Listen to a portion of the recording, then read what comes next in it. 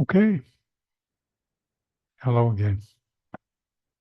All right, well, I'm going to carry on talking as I have done the last few weeks about this book, which you don't know, Stuart, but it's Six Dharma Gates to Sublime. So this is a continuation of breath meditation. It's a long series of talks on breath meditation.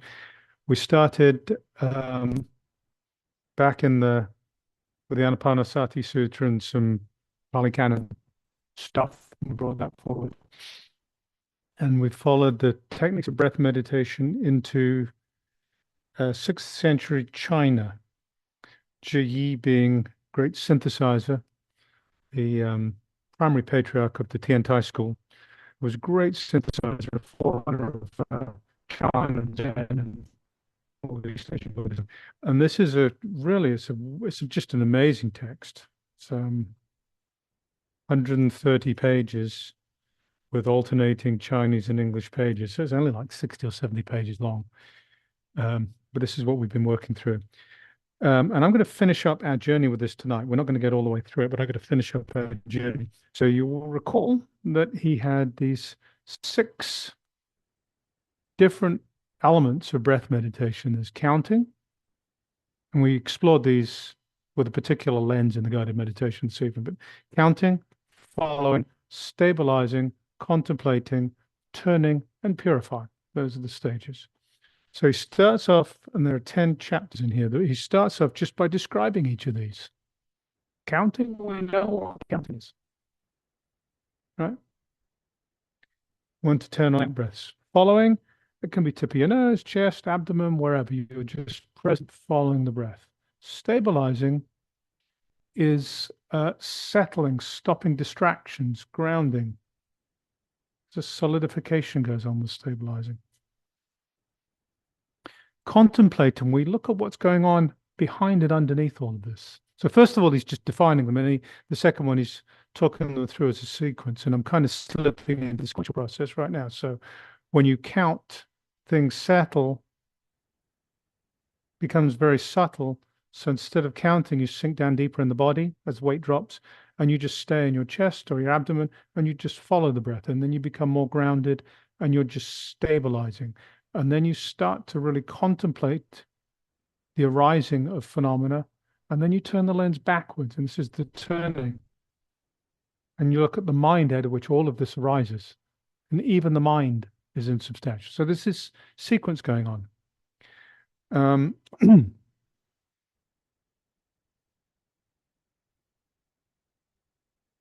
Last week we talked about a couple of different aspects, but this week we move into chapter 5.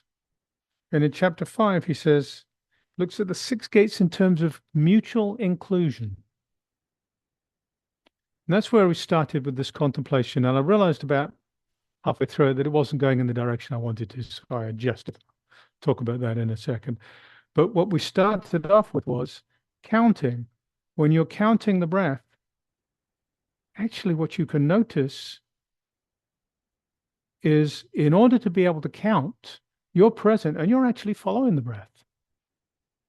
You can't really be counting if you're not following. Counting and following are actually inseparable.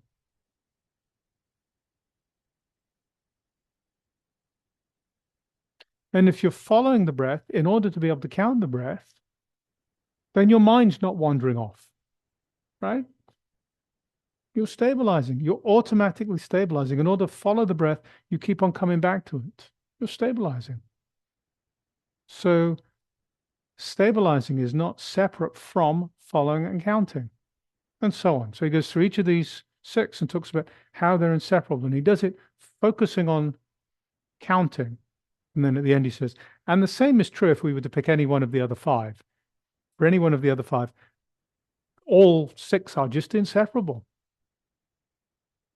It's this holistic approach. And he says, but there's 2 things going on here. One is the fact of their inseparability. And this isn't intellectual, this is practical, and that's where the meditation was important.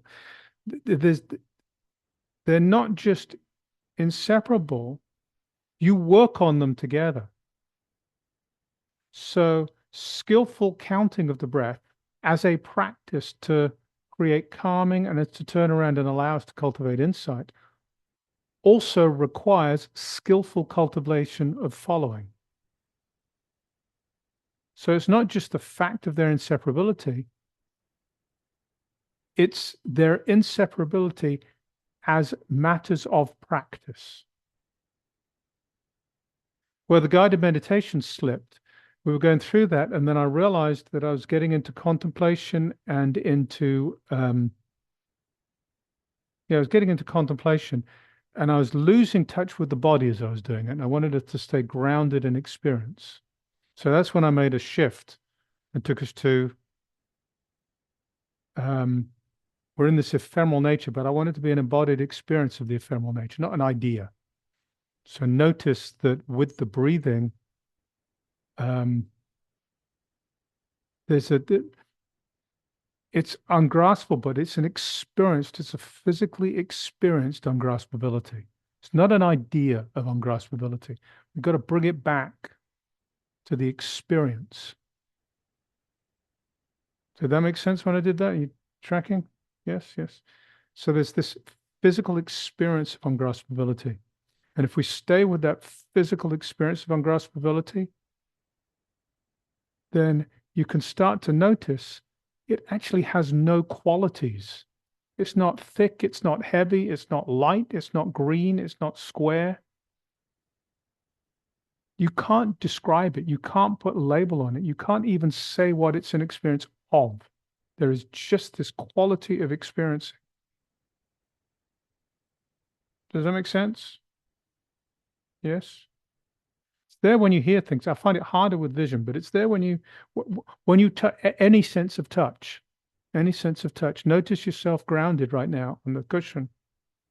And if you feel into that, really softly, gently feel into that, what is the quality? There's a quality of weight, maybe. There's a quality of contact. But that's an overlay. That's not the natural quality of the experience.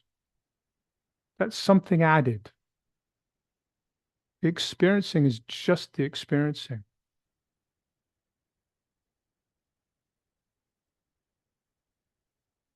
It's there with hearing. When you hear a sound you've never heard before, you can notice. So you listen to sounds, and then things get quiet. And they just did between my two pause in my sentence. You're still listening.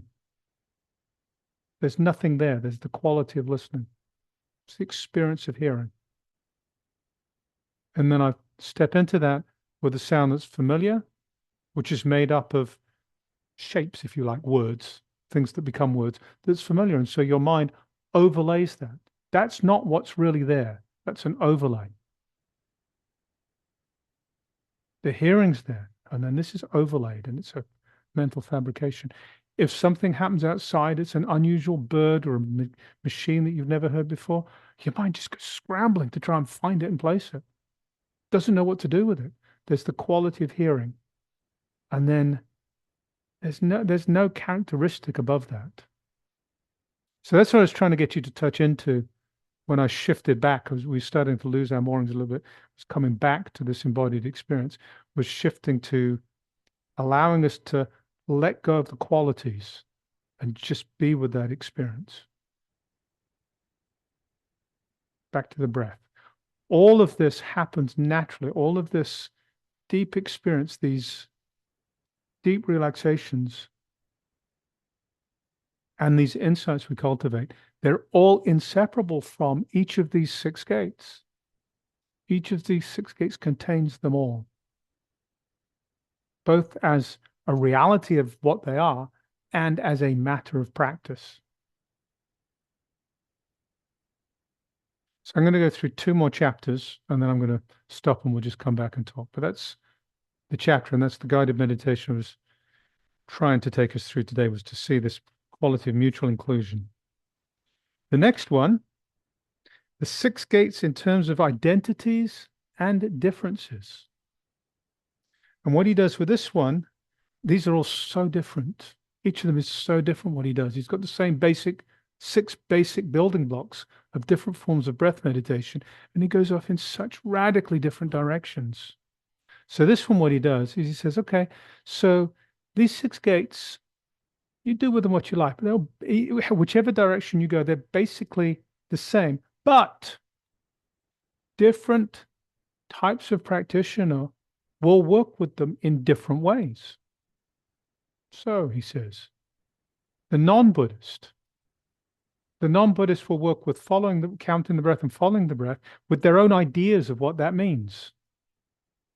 And they'll overlay this practice with their ideas, and they're stuck on their ideas.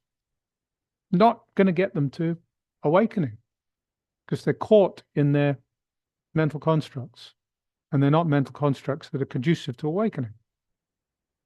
So, same practice, and yet different. And then he talks about Shravakas, Pratyeka-Buddhas, and Bodhisattvas. Now, most of the time when those words come up, from depending on where we come at it from, they're pejorative. There's some level of hierarchy in there, some level of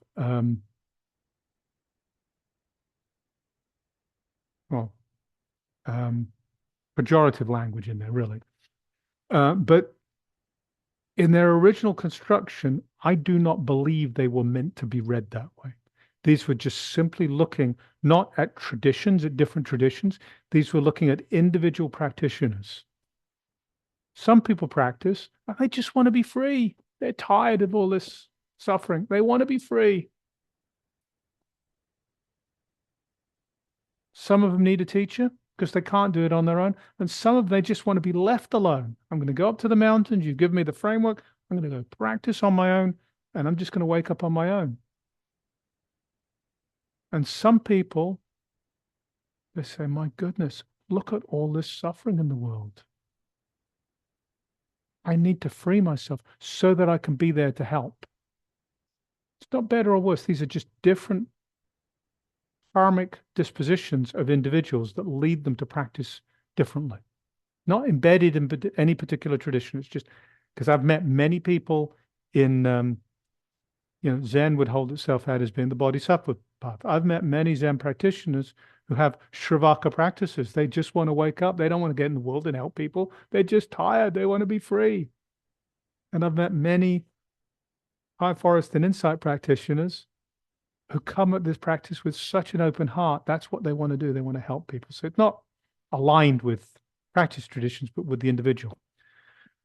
So what he says is when somebody with this Shravaka practice approaches this, they approach this with the lens simply of the Four Noble Truths.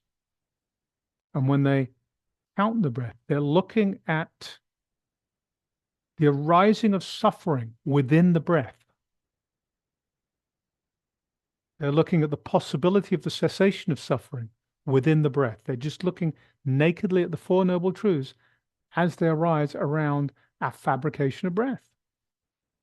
So if you practice like that, you're going to chart a path to freedom.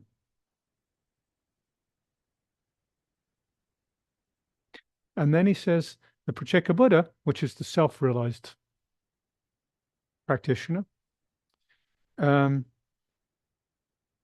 Pratyeka-Buddha is going to look at the breath and they're going to say, this breath is the becoming. It's the step of becoming in the 12-link chain of causation, which is the early Buddhist teaching of cause and effect, of dependent origination, which is suffering happens because of dependent origination. So he says, so this breathing is simply becoming.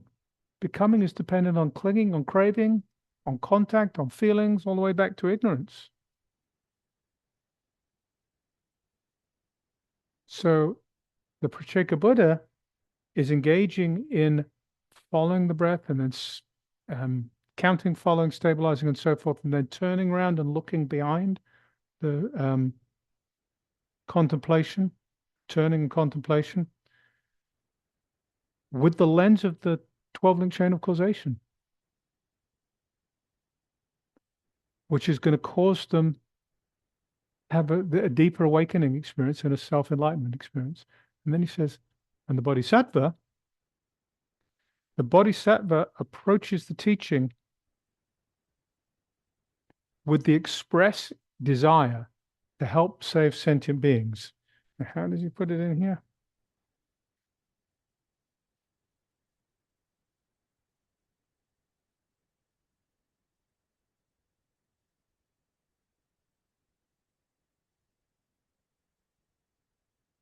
That's right. So at the very time, in the midst of the breath, he is unable to apprehend a birth and death which might be cut off, nor does he apprehend a nirvana into which one might enter.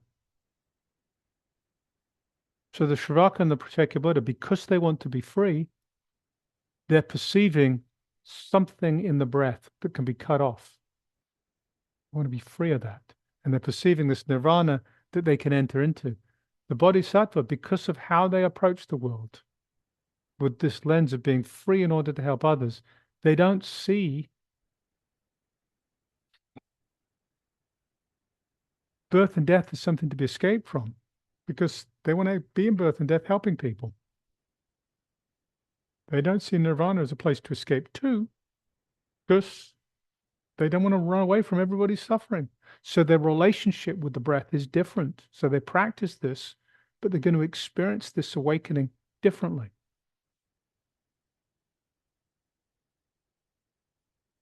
Really profound stuff. Really profound stuff. So compact. So he's simply saying in this chapter, he's exploring in this chapter the breadth of awakening practice that is available within breath meditation. So if you take this back and you think about what was done within the Pali Canon with breath meditation, he's doing so much here. So, and not just the Pali Canon, in the commentarial tradition, because we spent a lot of time on like the Visuddhimagga, the way the path of perfection and so forth. So the commentarial tradition that arose out of the Pali Canon in the 800 years, 900 years after the Buddha, didn't look at it in quite this breadth of ways. He's just doing staggering stuff here. So he's bringing everything together, and then he's doing so much more. So the next chapter, first time I read this book, the next chapter is the one that just blew my socks off. This is chapter 7. There's 3 more after this, right? I'll touch on them, but we're not going to get into them. But chapter 7, the 6 gates in accordance with reversed orientation. So what that's about, Zhiyi in his other treatises, he approaches awakening as follows. So first off,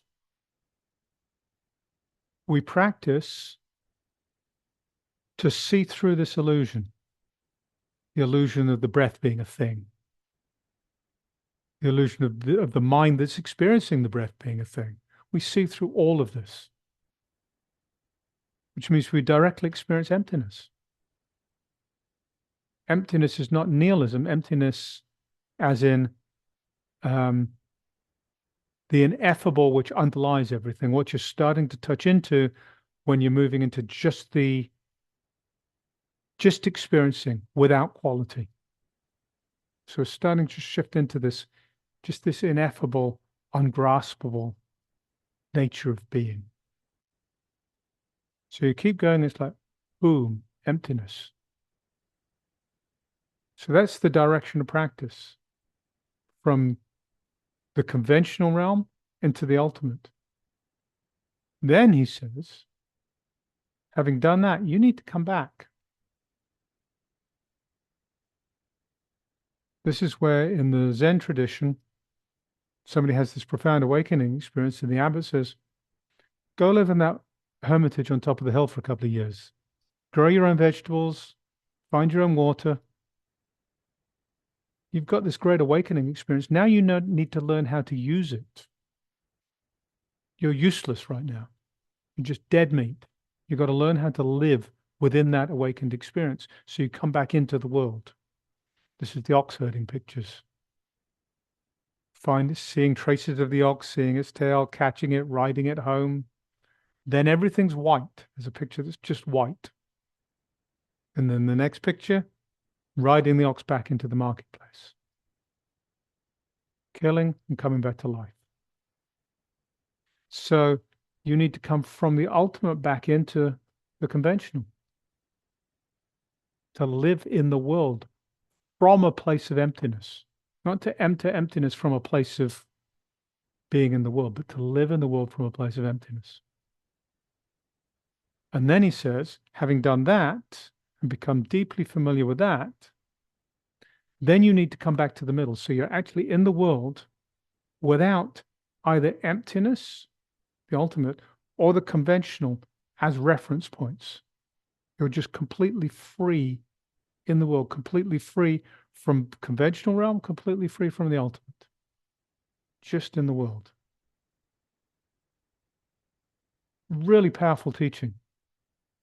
And as far as I know, this is where it comes. And this informs all of Zen, all of Chan, all of the Eastern Asian traditions.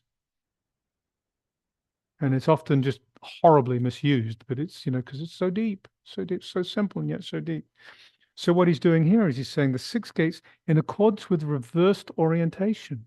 Here he's saying, what do these six gates, following the breath, counting the breath, following the breath, and so forth, look like if we use these as practice vehicles, having had awakening experience, having had profound awakening experiences, if we then use these as practice vehicles to come back into the conventional world. Does that make sense?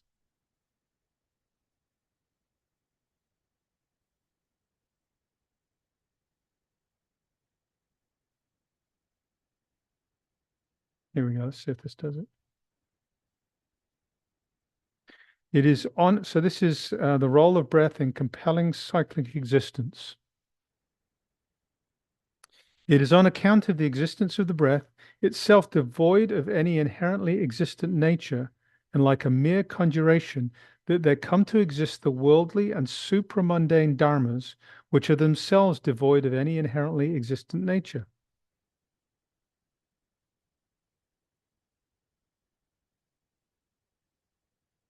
Gibberish, right?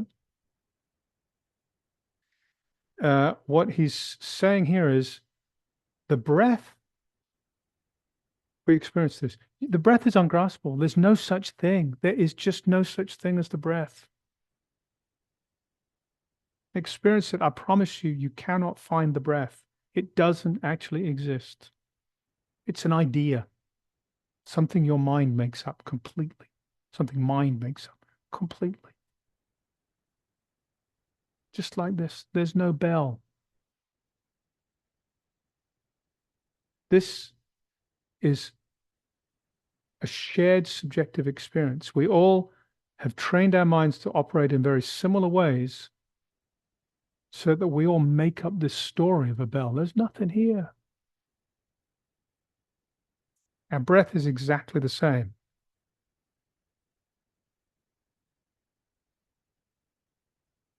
So what he's saying is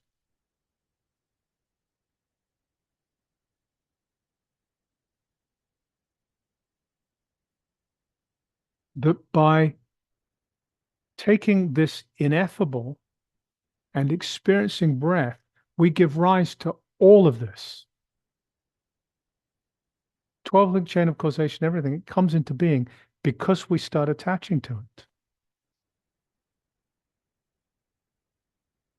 So using the breath to come back into the world is simply seeing how that happens.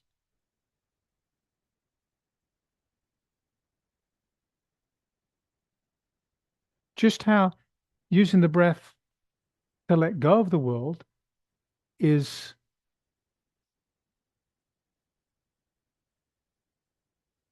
breaking ourselves of the habit, the deep, deep habit of being attached to our breath, thinking the breath is a thing. We break that habit, we're free of it. There's no me at that point who is free of it. There's just freedom. That's going in the conventional direction. Going in the reverse direction is recognizing how this dependent origination actually works and being able to use it without getting stuck on it.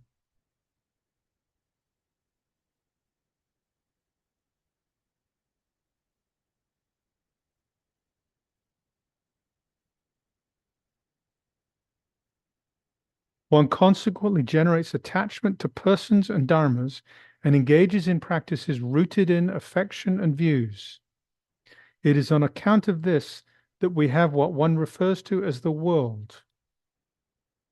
It is on account of reckoning that the breath exists that one then comes to have the aggregates, the sense realms, the sense bases, and the other resultant effects associated with undergoing worldly suffering and happiness. So that's recognizing how it all works. He goes on and says, one should realize that although the breath is empty, it is still able to bring about the accomplishment of every form of cause and effect within the sphere of worldly good and evil, as well as the phenomenon of birth and death within blah, blah, blah.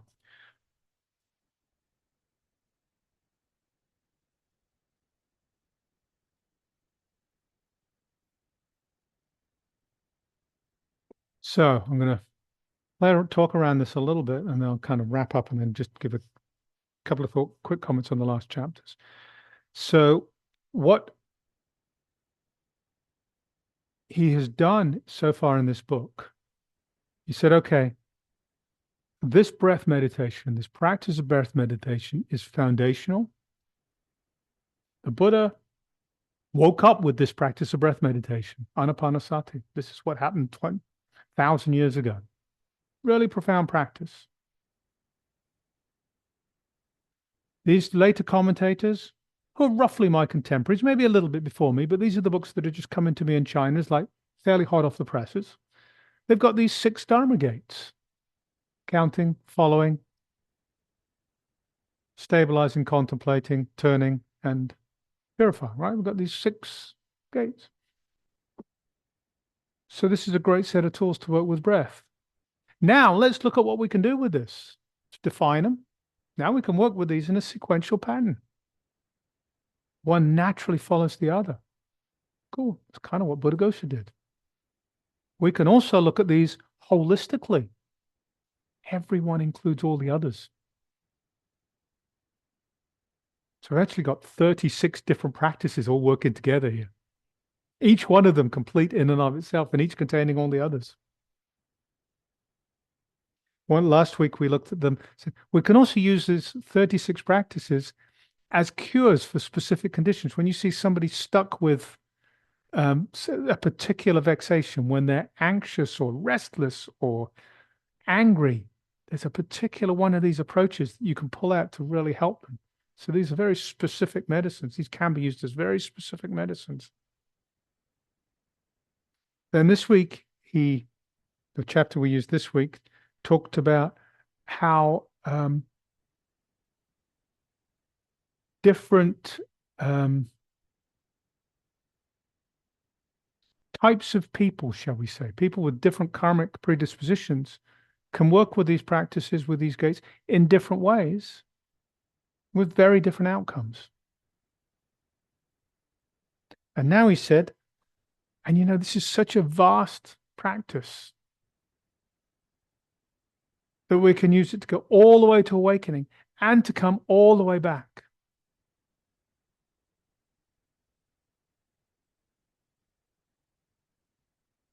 He goes on in the chapters we're not going to do. Oops. The 6 gates according to contemplation of mind. Mind here is the ground of being. Essentially, Tathagata Garbha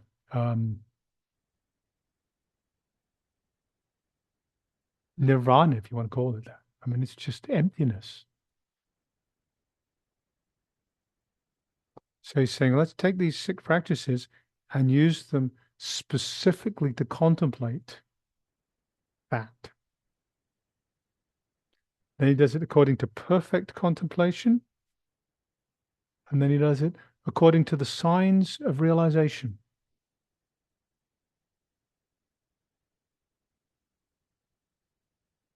So one of the other things that's happening within these steps, and it's happening in a rather subtle way, is he is making a shift. Not all the time, but sometimes. A lot of the time he's staying with these incremental practices. So gradual practices where you work and you whittle things away. Working with these in sequence, for example, you count until it starts to fade enough that then you can't really be counting because it's so subtle. So you move to following, and then that sinks. And when that becomes subtle, then you stabilize. So you're following through in this process, which is very traditional early Buddhist approach. But some of the stuff I was just reading from this chapter on the reverse direction, it's just see it. Just wake up right now. And this is what is picked up on in Chan as sudden practice. It's picked up on and used most specifically in Gungan Hwato Koan practice.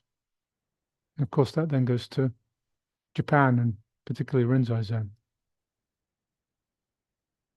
So he's using breath meditation here to lay the foundation for that sudden practice that shows up in East Asian Buddhism. Really amazing.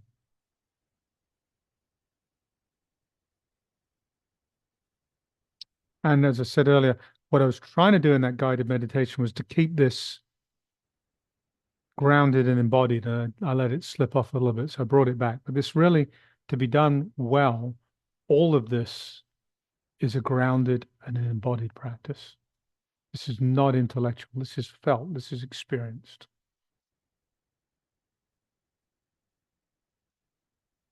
So we're going to move on from China. And next week, I'm going to start dipping into this book, which is by Sarah Shaw, who did a really lovely job of looking at what happened in colonial times in Southern Asia. So she's looking at what happened to Buddhism in Myanmar, Thailand, Myanmar and Thailand mostly, but in Laos as well and other Southern Asian countries, Sri Lanka a little bit. From mostly in the 19th century. And out of that, things like the insight tradition in this country comes out of that. The Goenka tradition, the insight tradition that is associated with SN Goenka, and they have these 10-day silent retreats in that tradition. So they come out of this work that was happening in Southern Asia in the 19th and early 20th century